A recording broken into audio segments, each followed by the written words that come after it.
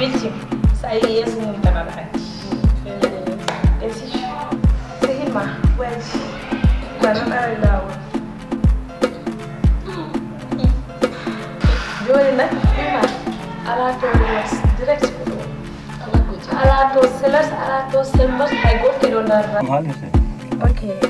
De toute façon, tu vas retourner en Europe, ok, il n'y a pas de problème. Mais... français. Non. Non. Ah, je suis la fille de Saison, n'oublie pas. Prépare. Oui, prépare. Prépare, il y a du rien. Oui. C'est sûr. C'est que. C'est. Avant l'université. Ah bon.